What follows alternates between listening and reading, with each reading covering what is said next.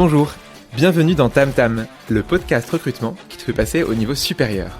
Je m'appelle Léo, je suis entrepreneur et cofondateur du bootcamp T-Shaped Recruteur et je serai ton guide à cette aventure. Je te fais uniquement 2 promesses. Tu vas apprendre avec des épisodes concrets et activables, pas de blabla, pas de pipeau. Et ça, il y a des gens que tu n'as pas l'habitude d'entendre au quotidien, les gens qui font le recrutement d'aujourd'hui. Ce podcast existe grâce à Tim Taylor qui le sponsorise. Tim Taylor, c'est l'ATS qui m'a fait aimer les ATS. L'outil le plus complet pour recruter plus efficacement en ayant toujours en tête l'expérience candidat et l'expérience utilisateur. Merci à Tim Taylor de te permettre d'apprendre les invités de ce podcast et de t'offrir, à toi qui nous écoutes, un discount bien sympathique que tu trouveras en description.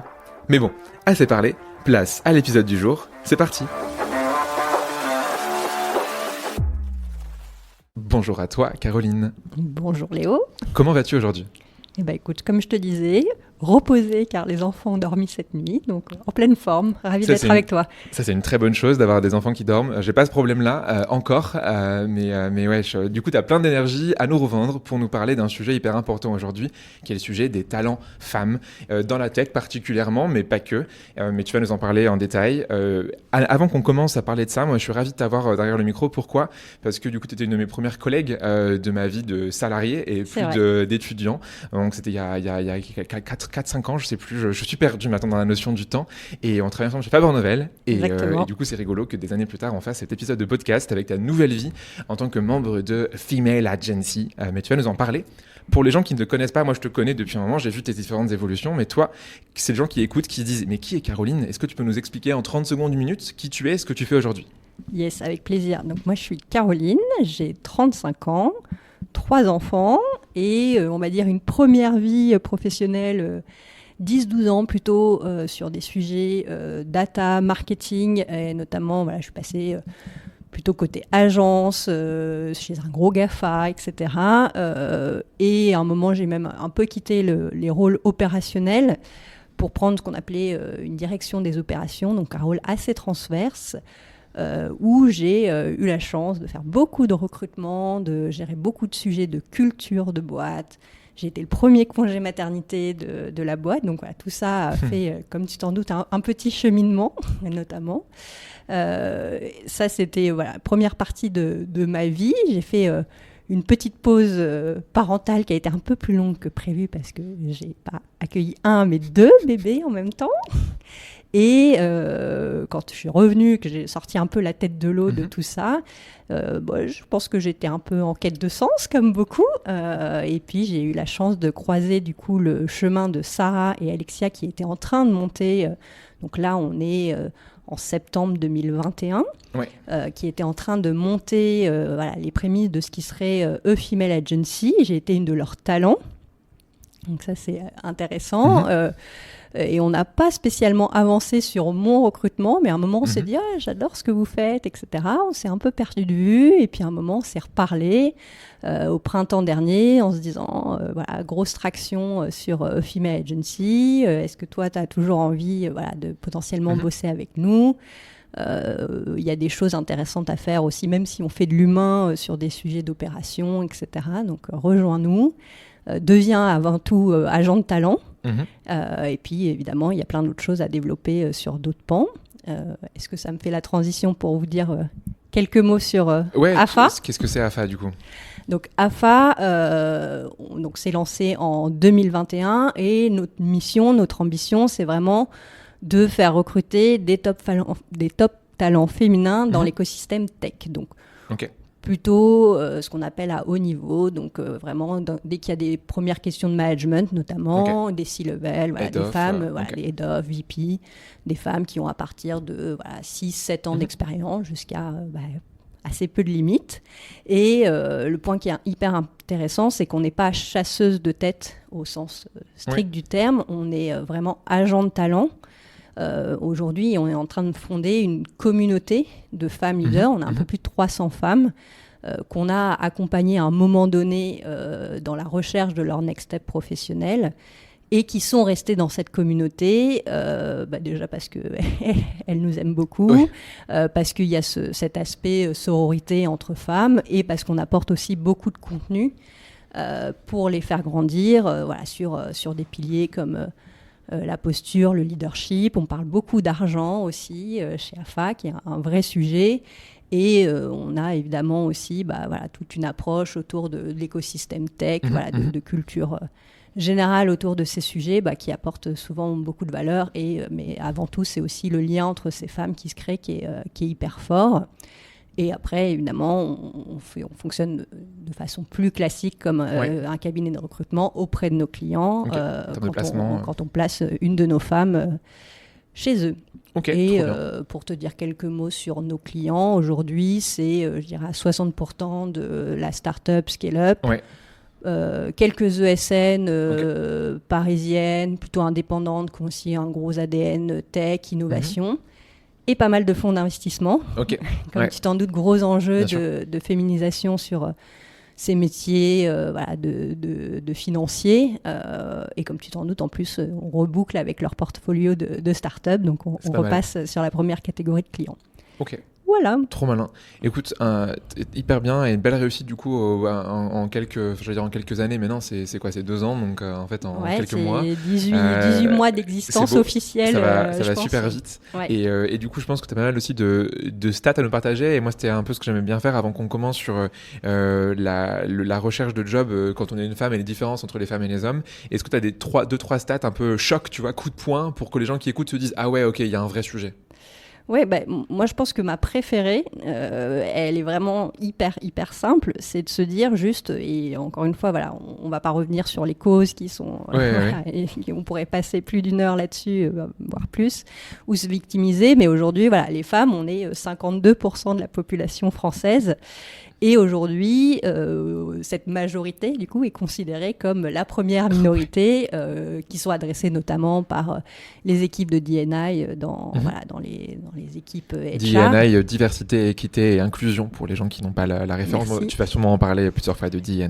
Mais voilà, donc c'est ce premier sujet-là, c'est que on est à 52%, donc il faut que ça soit le reflet dans le reste de la société. Et aujourd'hui, si ce n'est pas le cas, notamment dans l'écosystème tech, et je pense que pour prendre des chiffres hyper récents, il y a du coup la dernière promo French Tech et du Next 40 qui est sortie. J'ai peur des chiffres, je les connais, mais chaque fois... 7 fondatrices et 111 fondateurs. Donc on est bon en stats, ça fait moins de 10% de femmes. Et une seule femme CEO, et on va la nommer, Éléonore Crespo chez Pigment. Ouais. Donc ça, c'est un fait. On parle de données 2022-2023. Il y a plein de choses hyper intéressantes. La moitié des femmes dans l'IT quittent leur job à partir de 35 ans. Ouais. Voilà, on essaiera de comprendre.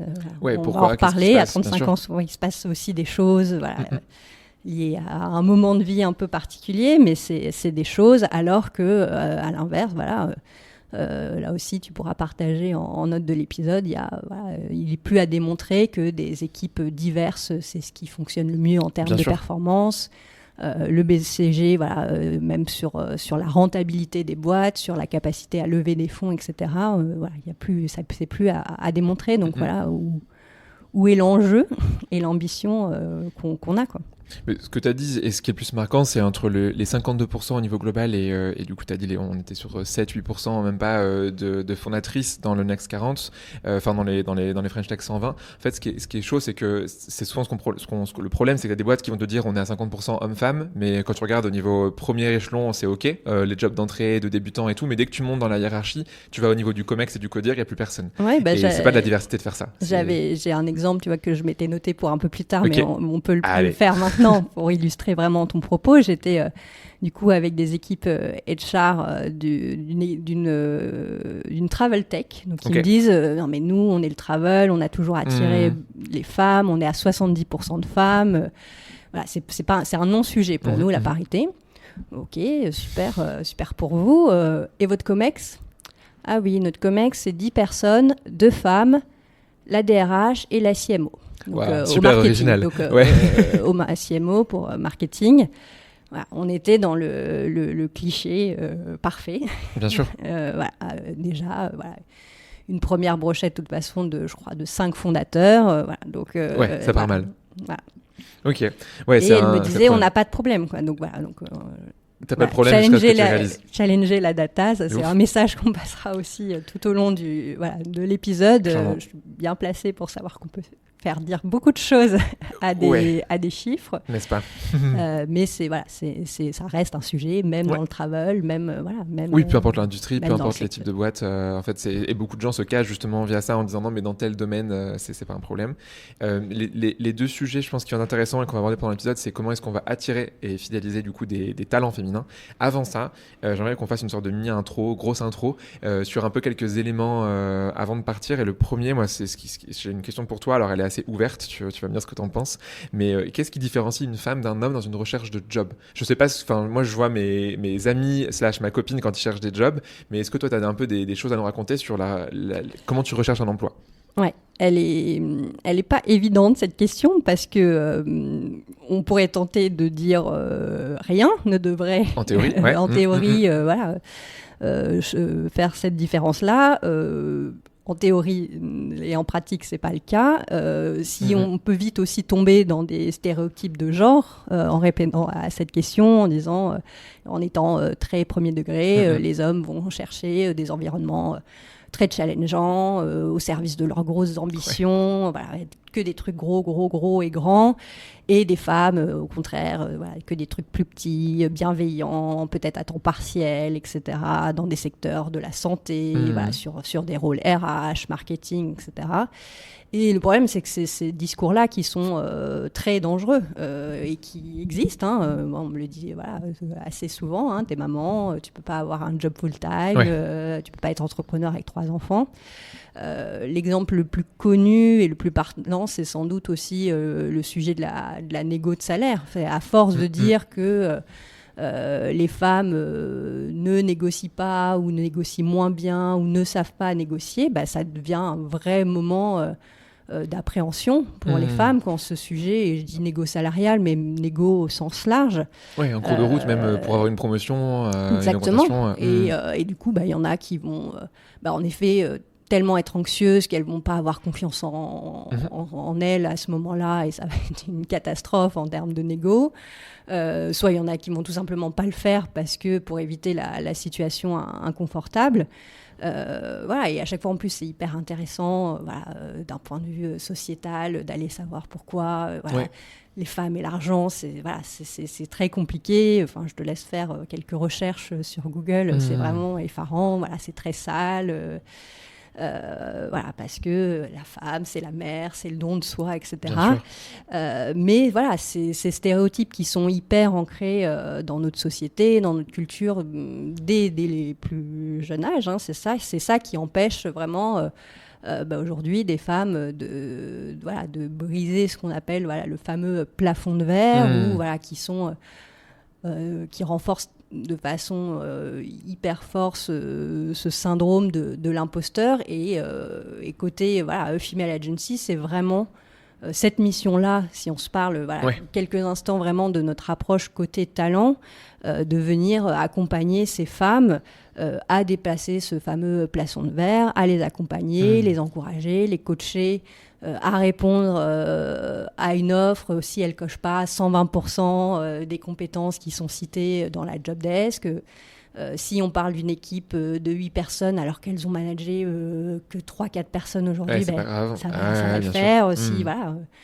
J'ai vu ton post aujourd'hui sur les années d'expérience qui est hyper intéressant aussi. Est-ce que à 3-4 ans d'expérience alors qu'on demande 5, oui, on va y aller.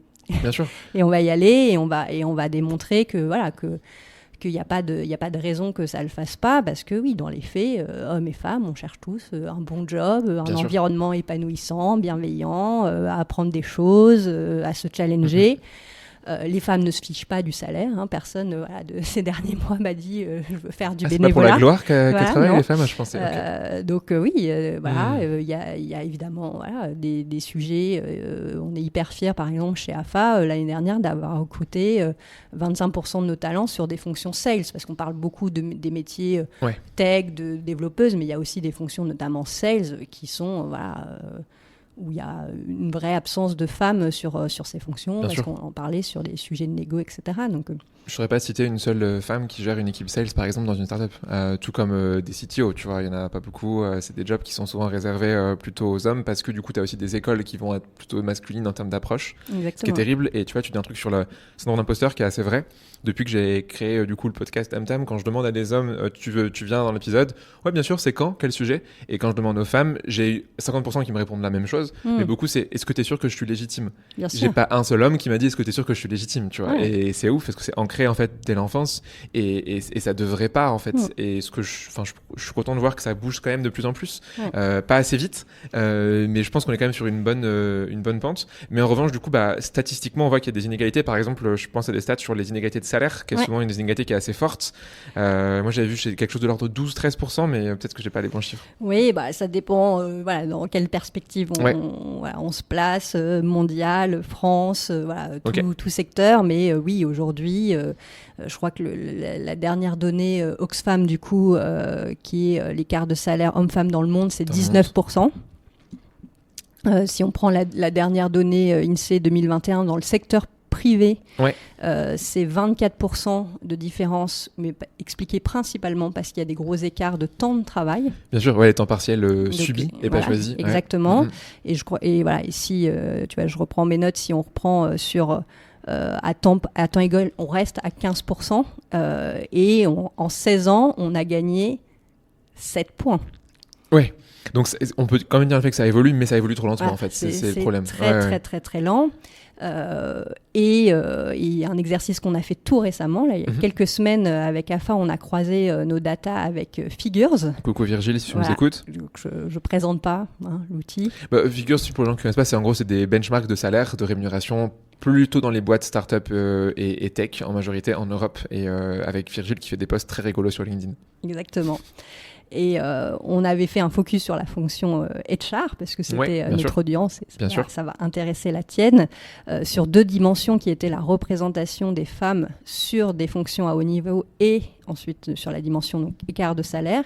Donc niveau HR, BP, seniorité intermédiaire, on était à une représentation des femmes à plus de 90% sur cette fonction. Et pour le coup, des écarts de salaire, assez peu d'écarts de salaire. Et au plus haut niveau, donc DRH, Chief People Officer. Déjà, on tombe qu'à plus que 77% de femmes sur la fonction. Et attention, j'espère que... attention avec les roulettes. Salaire médian chez les hommes, 145K. 102 chez les femmes. Ouais, donc là, en termes de pourcentage, c'est du 40%, quoi. Ouais, un peu moins, mais ouais. C'est ouf. Et ça, c'est sur des DRH de Startup Scale-Up, quoi. Startup Scale-Up, niveau France, c'était un exercice assez similaire sur des fonctions CFO, enfin une fonction finance. On était à parité sur des fonctions de finance manager, niveau CFO, plus de 90% d'hommes, avec des écarts de salaire aussi impressionnants. Ok. Alors que quand tu y penses, tu vois, il y a beaucoup plus de femmes RH que d'hommes, donc ça devrait pas être le cas. Moi, dans mon master, on était 4 hommes sur 26. Bien sûr. Et pour le coup, aujourd'hui, si je vois en effet les salaires, je suis sûr que parmi les 3 hommes, du coup, moi je suis à mon compte, donc c'est plus comparable, mais les 3 qui sont en CDI, je suis sûr qu'ils gagnent plus potentiellement que beaucoup de femmes dans la promo. Bref. Et donc, toi, tu es là pour changer les choses avec AFA. C'est quoi, grosso modo, en 2-3 mots, les types de services que vous proposez aux boîtes? Ouais, nous, le service qu'on propose aux boîtes, c'est vraiment de venir diversifier et rééquilibrer leur pipe de talents, en rapportant du coup, nous, uniquement des talents féminins, mais dans un tuyau qui est alimenté par d'autres sources, leur sourcing interne. Et aujourd'hui, on a des boîtes qui viennent nous voir, parce qu'aujourd'hui, concrètement, c'est vraiment, elles viennent nous voir. C'est que l'acquisition, t'as pas de prospection. Pas de prospection. Dans 2 et 3, je disais, si on veut se faire un peu mousser, mais 2 situations un peu principales qui sont la première, donc plutôt des startups scale-up qui ont déjà des niveaux de maturité assez avancés, qui ont des vrais enjeux de parité, qui sont en retard. Qui sont 100, 200 personnes, quoi, grosso modo. Ouais, même plus, oui. Minimum, mais quoi. Minimum. Et qui ont des codires quasiment exclusivement masculins.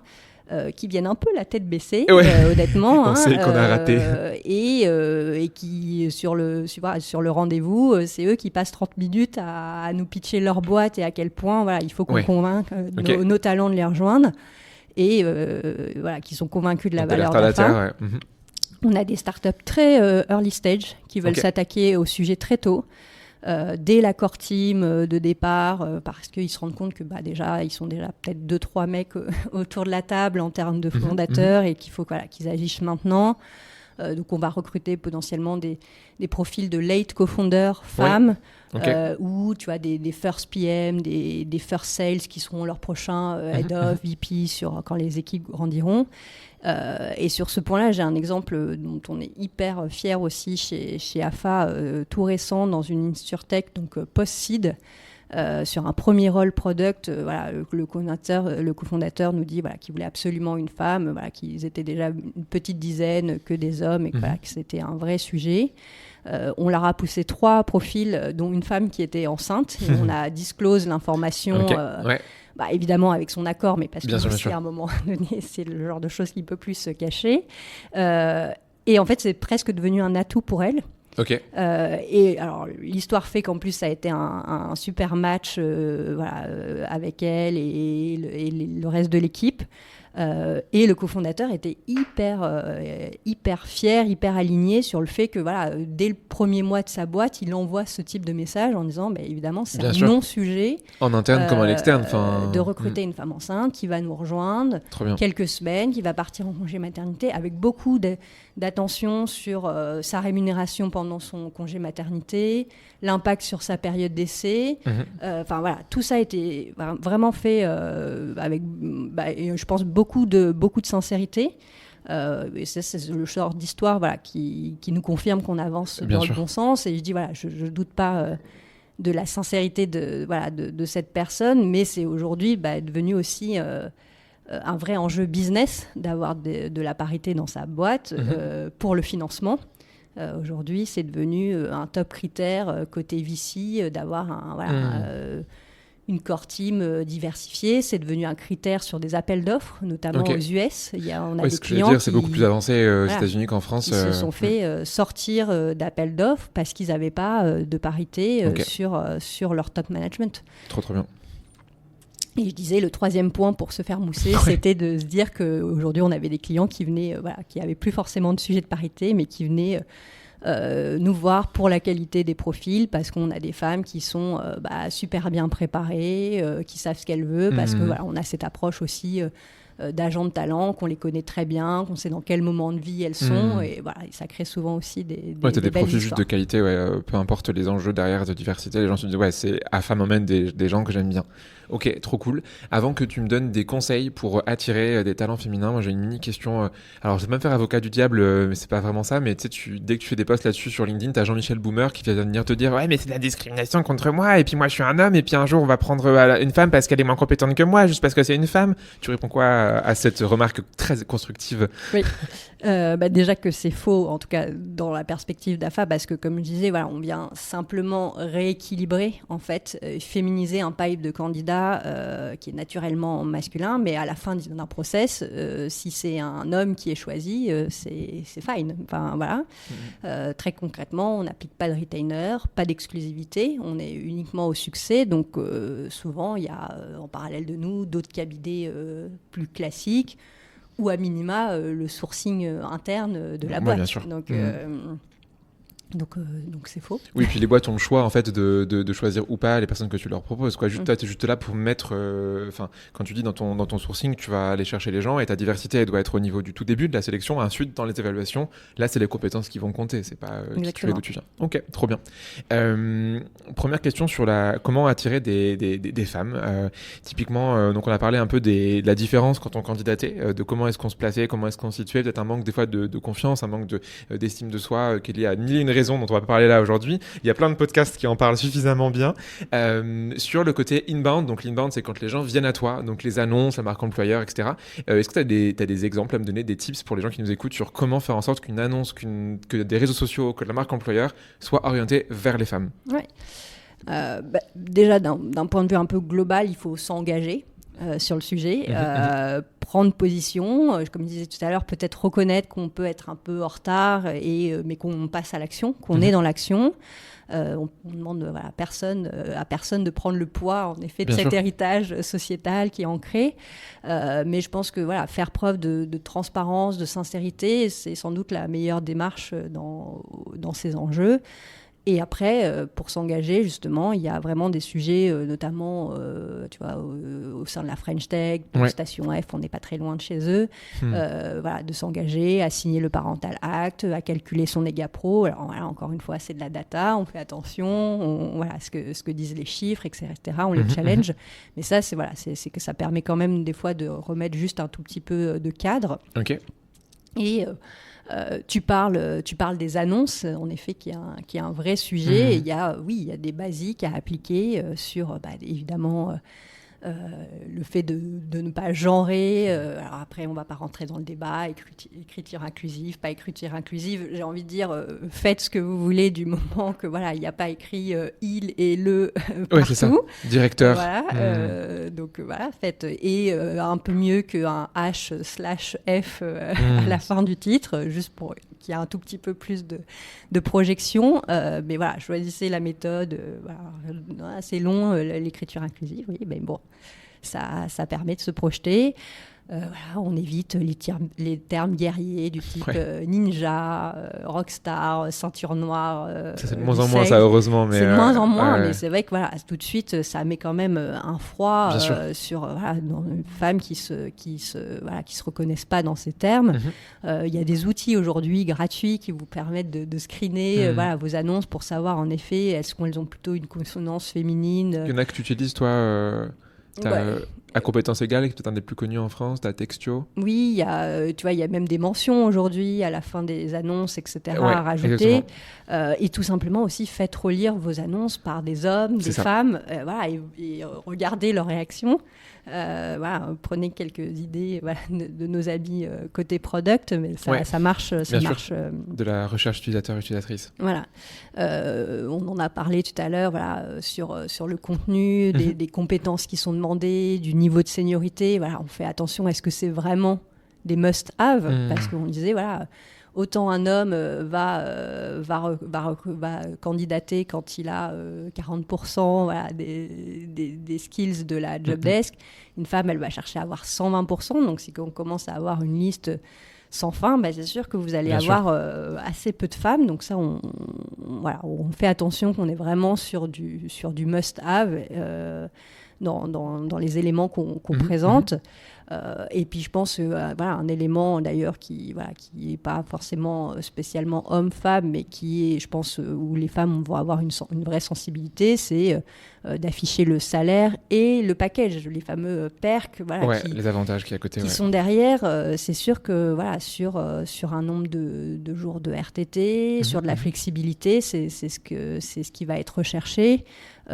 Et de toute façon d'avoir déjà un niveau de transparence sur le salaire. La transparence, c'est une valeur quand même qui aussi va pouvoir envoyer des signaux assez positifs pour la suite. Donc ce type d'attention-là, je pense que c'est essentiel. Donc tu fais attention à l'écriture, au titre que tu vas employer, avoir du coup pas trop de prérequis et du coup faire attention en effet au salaire qui va avoir un effet rassurant. Mais ça en effet tous ces conseils-là, c'est valable pour tout le monde, mais en effet encore plus fort du coup sur un public féminin qu'on va aller viser. Inversement du coup, donc admettons tu trouves pas via des annonces, via la marque employeur, du coup si jamais vous n'arrivez pas à faire une bonne marque employeur et annonce, venez nous former avec Élise et moi. Le placement de produit magnifique au milieu du podcast. Parfait. Oh là là là là, qu'est-ce que c'est sale de faire ça. Et en revanche, normalement, ça marche pas. Sur la chasse, qu'est-ce que du coup tu proposes comme conseil? Donc quand tu vas aller du coup chercher différentes personnes, les contacter, qu'est-ce que tu conseilles là-dessus? Je pense qu'au même titre qu'on modifie ces job desks, on modifie ces messages d'approche, avec on peut reprendre tous ces tips. Et après, je pense il faut faire attention. On a un biais pour le coup chez AFA parce que c'est vrai qu'on va parler à des femmes qui ont un niveau de seniorité quand même assez haut, mais on est quand même, je pense tous les deux et tout l'écosystème assez conscient que ces enjeux se jouent très tôt.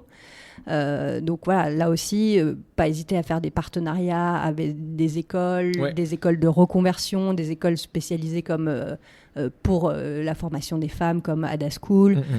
On est présent sur des talks, on s'engage encore une fois sur ces sujets. On a des ambassadrices en interne qui vont aller et créer forcément aussi un moment du contact avec des futures candidates.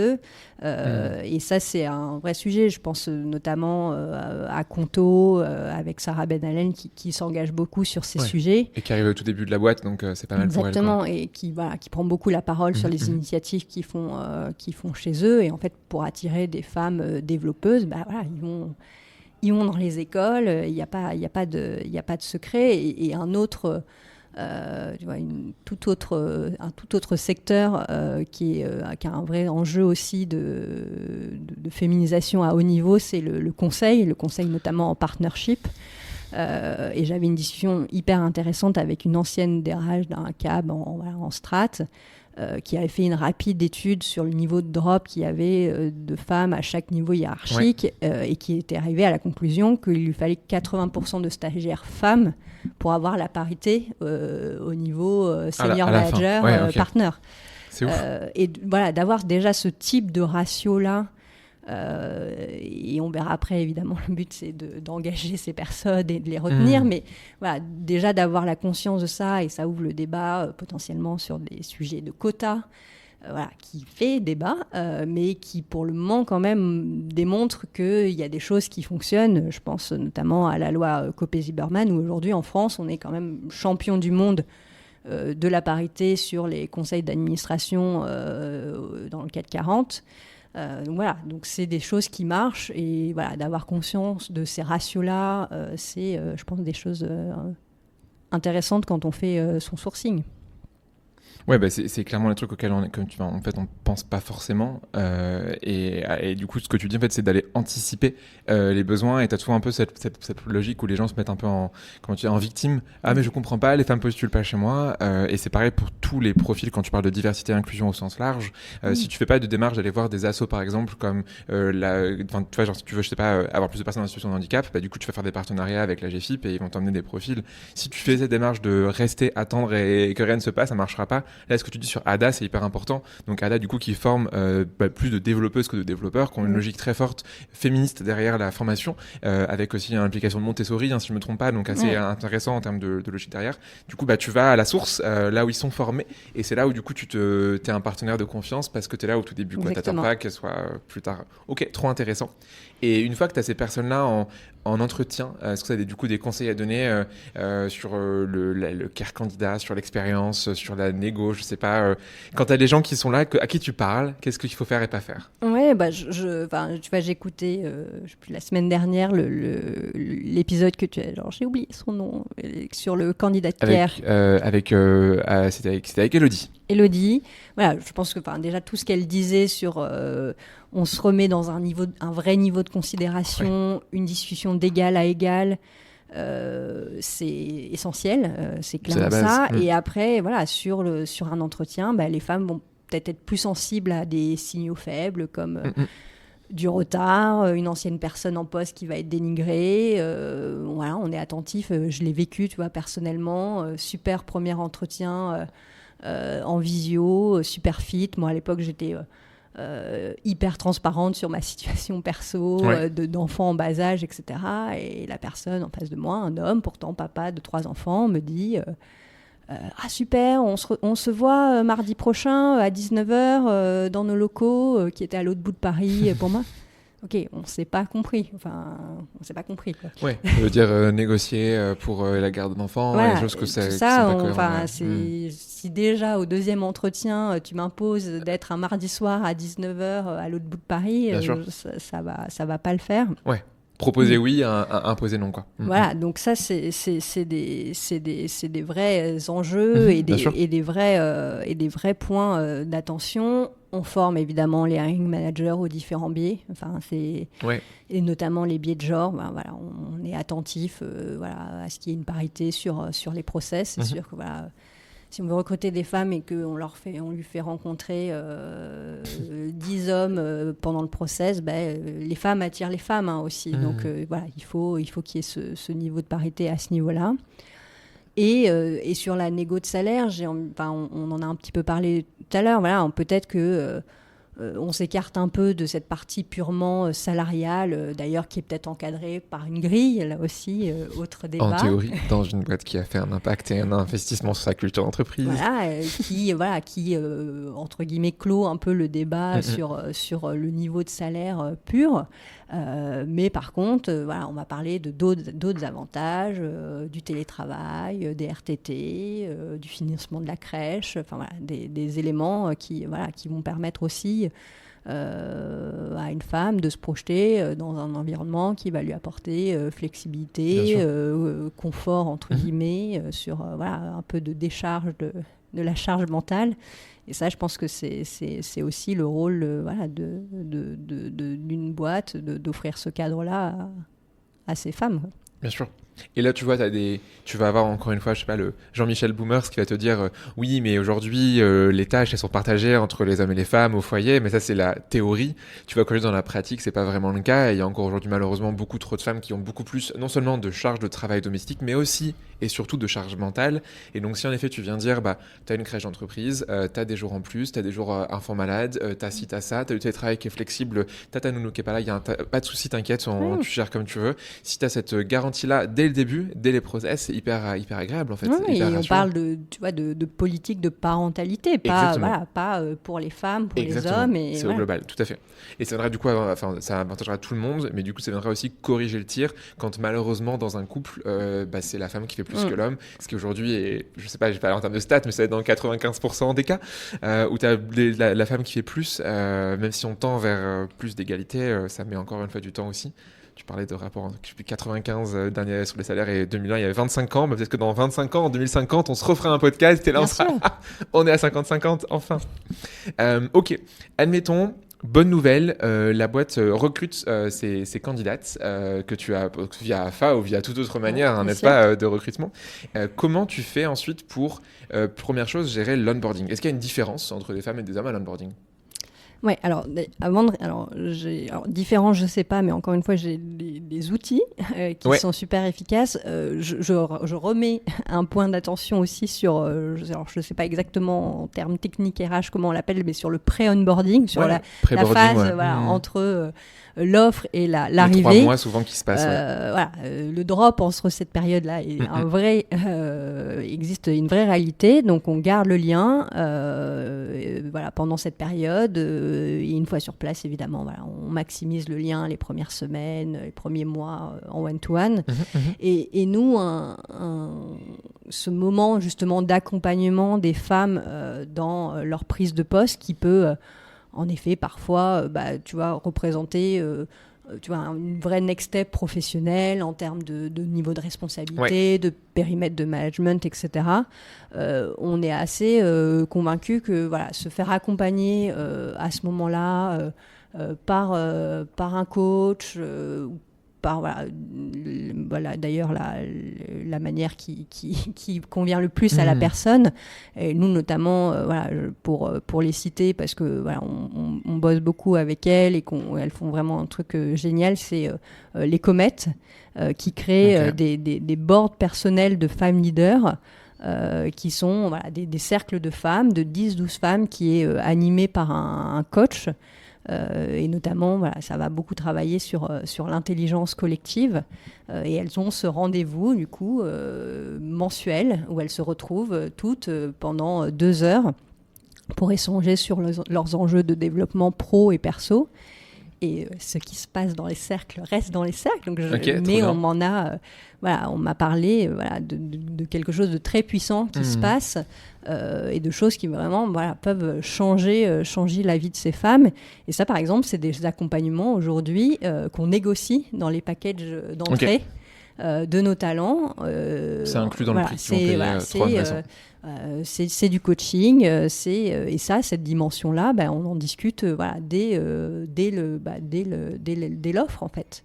Et ça permet de se dire, je vais être dans une prise de poste qui est un moment quand même relativement intense, je vais avoir un peu cette soupape qui va sans doute me permettre d'exprimer des choses. Bien sûr. À côté du management. Et d'avoir 11 autres cerveaux qui vont m'aider à réfléchir sur la posture que je dois prendre, comment je dois adresser ce sujet, etc. Donc ça, typiquement, et c'est les comètes, et c'est des coachs, et il y a d'autres formats, mais c'est des choses qu'on trouve assez puissantes. Ouais. Ok. Trop cool en effet d'avoir ça. Et une fois que les personnes sont arrivées, donc l'onboarding est fait, alors tu vas me dire que ma question elle est hyper large et débrouille-toi avec ça. La question est au quotidien, qu'est-ce que tu fais pour que du coup les femmes qu'on recrute soient épanouies, satisfaites, comblées? Ouais, je pense que je pourrais te dire qu'on pourrait faire un épisode dédié à ça. Encore une fois, on assure le b.a.-ba en termes de culture saine, transparente, bienveillante, basée sur la confiance, un vrai niveau de feedback, d'écoute, et surtout que ça infuse au niveau du top management, des fondateurs, des fondatrices, des CEO.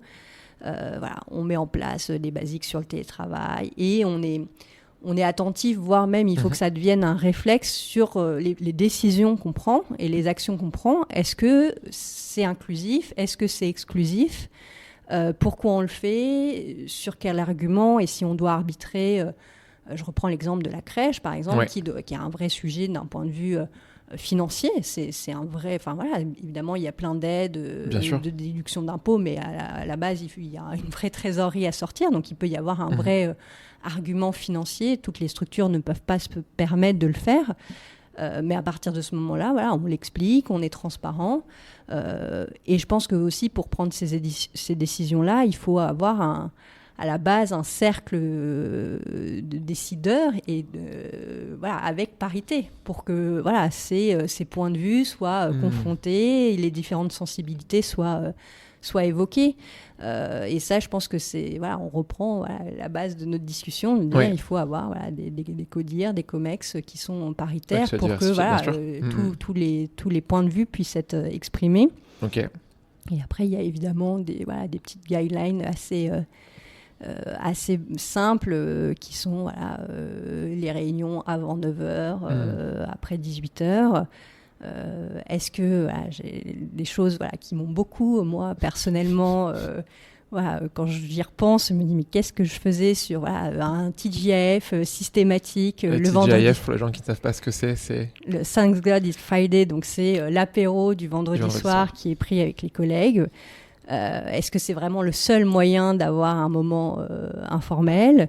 Est-ce que l'off-site à Marrakech où tout le monde va se retrouver en maillot de bain autour d'une piscine, c'est une bonne idée? Est-ce que l'activité quad à l'off-site à Marrakech, c'est vraiment une bonne idée? Je ne suis pas encore en train de dire que le quad n'est pas les féminin. femmes, elles n'aiment pas l'aventure, etc. Mais se retrouver à Califourchon derrière un collègue, un père, que ça soit une femme, est-ce que c'est vraiment une situation que j'ai envie de vivre dans mon cadre professionnel? Donc et ça, tu pourrais aller plus loin, tu vois, que femme-homme. Enfin, il y a des gens qui sont, tu parlais de maillot de bain, qui sont plus, enfin, que tu sois homme ou femme, pas forcément à l'aise avec ton corps, avec la proximité aussi physique. Exactement.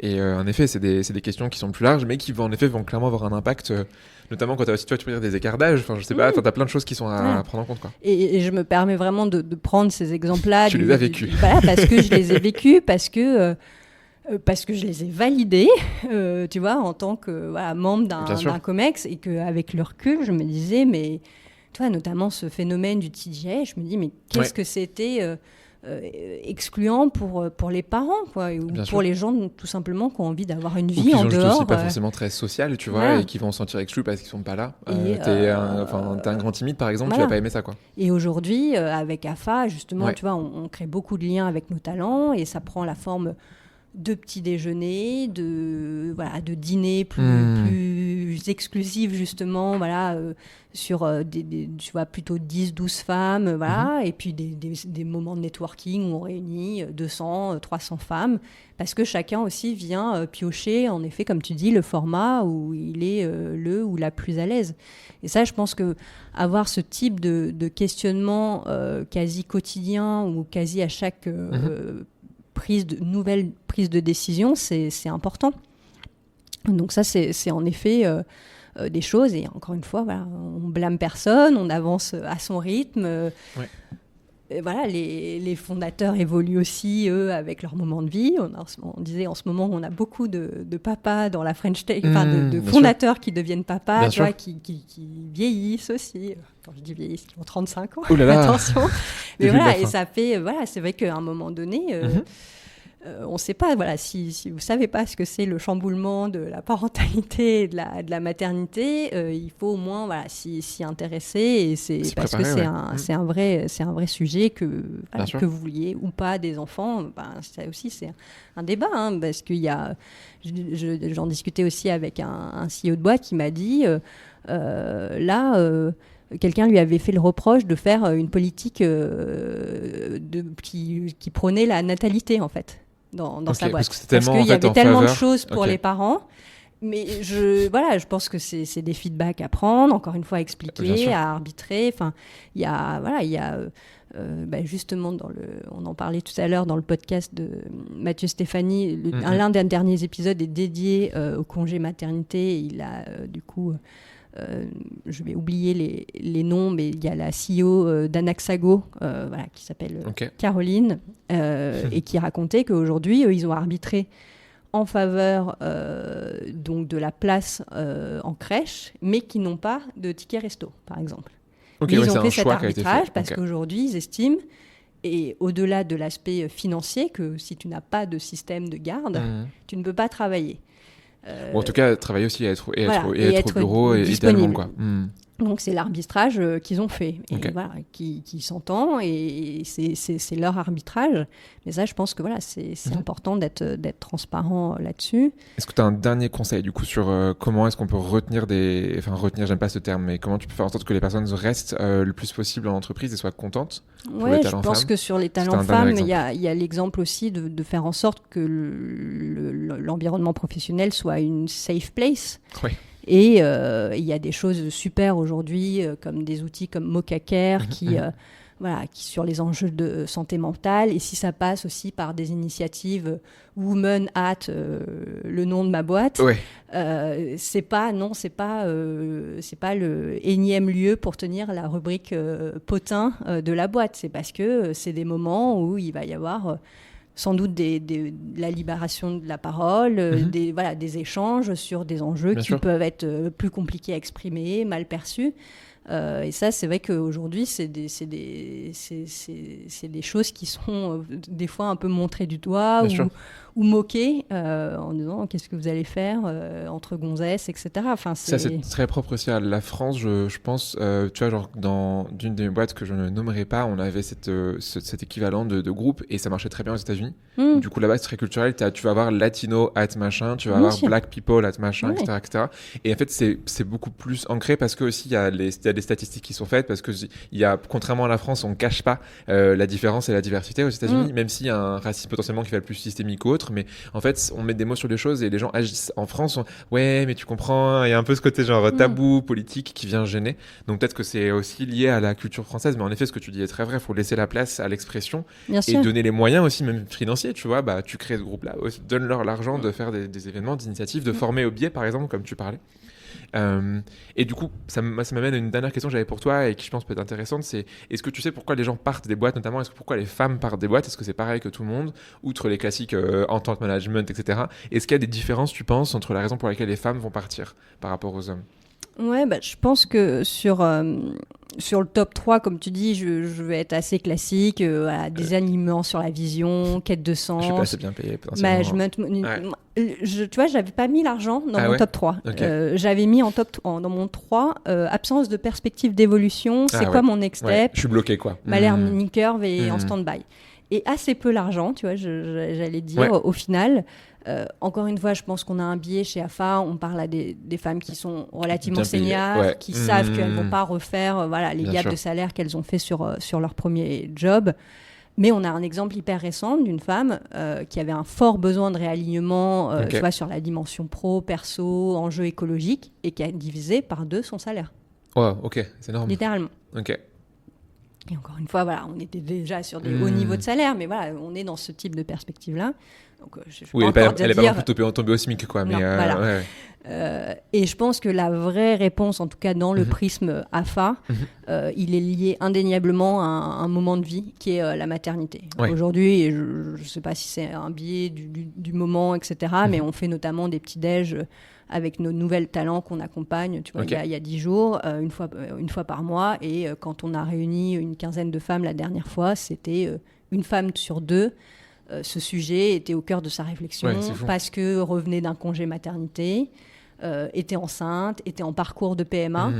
Et ça, et c'était vraiment littéralement une femme sur 2. Et c'est vrai que c'est des moments où on rechallenge beaucoup de choses d'un point de vue, le lieu, l'endroit où on vit, la façon dont on mange, et évidemment son environnement professionnel. Et ça, c'est des choses, on a cité l'exemple tout à l'heure de la femme enceinte qui a été recrutée. Aujourd'hui, c'est 15% de nos recrutements des talents enceintes l'année dernière. Donc mais ça, c'est vraiment...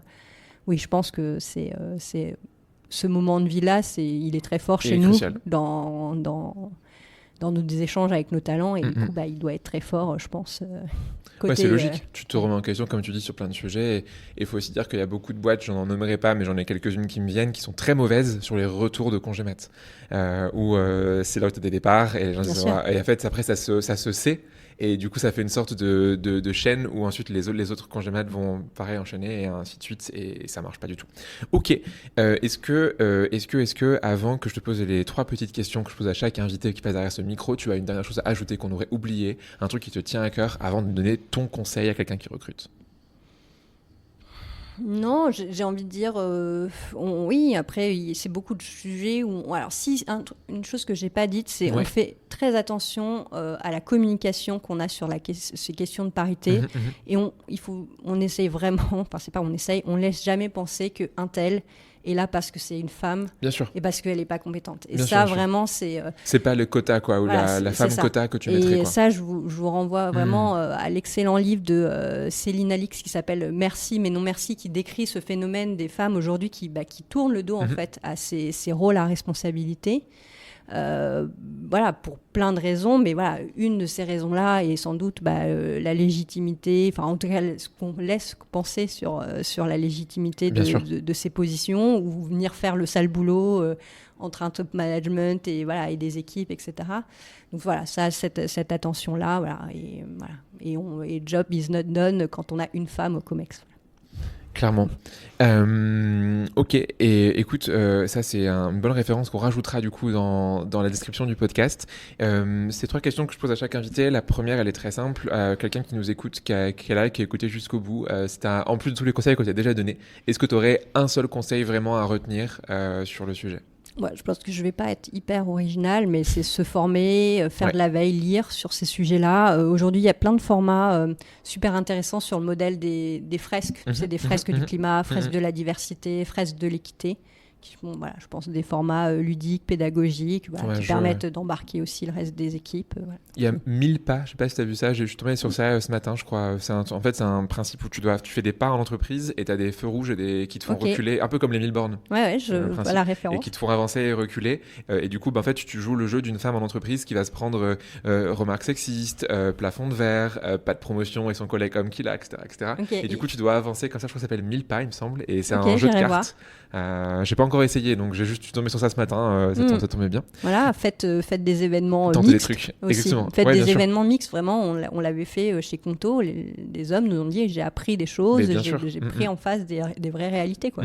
Le fait de s'entourer, du coup, ça s'appelle du coup les principes d'alliés, où du coup en tant qu'homme tu peux pas être féministe, mais par contre tu peux être allié du féminisme, et du coup faire un maximum pour justement notamment donner la parole.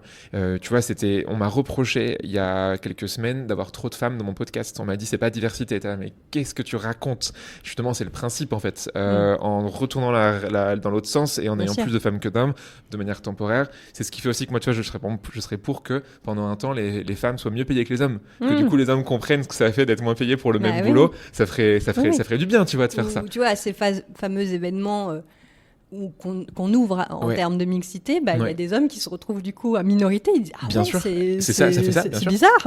Et c'est tant mieux. Et c'est très bien en fait. C'est bizarre d'être le seul homme au milieu de 30 femmes. Mais c'est ça. Après, ça dépend. Tu vois, moi j'ai fait des études en RH, donc clairement j'ai été habitué. J'ai travaillé en RH, donc j'ai aussi été habitué. Ça dépend de ton expérience que tu vas avoir. Mais en effet, c'est cool d'inverser la tendance. Deuxième question pour toi. Si tu devais garder qu'un seul le contenu, tu échoues un jour sur une île déserte, où tu veux par contre dans le monde, que tu préfères un truc en mode Antarctique où il fait froid, ou plutôt genre Caraïbes, tu vois, où il fait bien chaud. C'est mieux, hein. T'as le droit à un seul contenu, ça peut être un podcast, ça peut être une vidéo, ça peut être un livre, ça peut être ce que tu veux. Qu'est-ce que tu prends? Moi je suis une grande consommatrice de podcasts et je pense que, tu vois, j'ai pas un background, on disait, forcément HR, et je vais pas citer du coup un contenu purement HR, mais qui est le podcast de Mathieu Stéphanie, Génération du It Yourself, alors, qui est un format un peu spécifique, très long, qui est des entretiens. Alors, tout le monde n'aime pas, moi j'adore. Mais qui va et justement il va tellement loin dans l'interview que les sujets franchement people, recrutement, HR viennent toujours sur la table, notamment quand il interviewe des CEO, des founders, etc. C'est un contenu que je trouve toujours très riche. Pour nos talents, si vous postulez dans une des boîtes d'une start-up de l'écosystème parisien, votre founder est forcément passé entre les mains. Et donc, écoutez-le parce que vous allez apprendre plein de choses. Et puis, il y a plein d'épisodes en plus, quoi.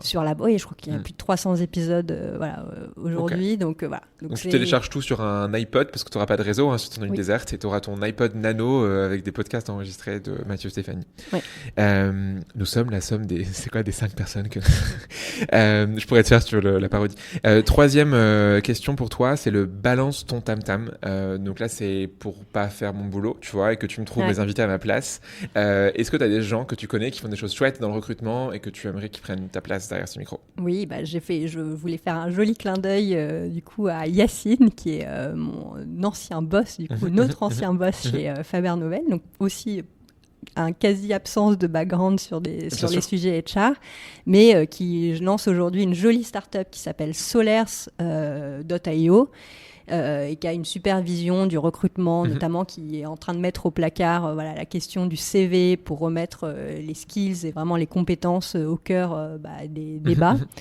Je pense qu'il a des choses intéressantes à dire sur ce sujet-là. Il attaque dans un premier temps les rôles tech et dev, mais il ira plus loin après, quoi. Exactement. Trop bien. Donc Yacine de Solers.io qui est en plein lancement là, en plus de tout ça, et qui fait des choses très chouettes. Trop cool. Merci Caroline d'être venue dans le podcast. J'espère que ça t'a plu. Évidemment, tu n'as pas le droit de dire non. Et je te souhaite une très bonne après-midi. À très bientôt et à la prochaine. Merci à toi Léo. Merci Caroline. C'était très chouette. Et c'est déjà la fin. Merci d'avoir écouté jusqu'au bout. Si tu es encore là, c'est que ce podcast t'a apporté de la valeur. Si tu veux aider encore plus de recruteurs et de recruteuses à apprendre via ce podcast, tu peux faire 3 choses. La plus simple, tu en parles autour de toi. Myriam, j'ai écouté ce podcast-là, Tam Tam, vraiment bien, je te recommande. Numéro 2, tu peux aller noter 5 étoiles sur Spotify ou Apple Podcast avec un gentil commentaire en prime. Ça me fera chaud au cœur. Numéro 3, le top du top. Tu en parles sur LinkedIn. Imagine la joie de l'invité du jour en découvrant que ce qu'il ou elle a dit a été apprécié par quelqu'un d'autre. Du love gratuit, quoi. Bon, tu sais du coup ce qu'il te reste à faire. Je te dis à très vite pour un nouvel épisode de Tam Tam.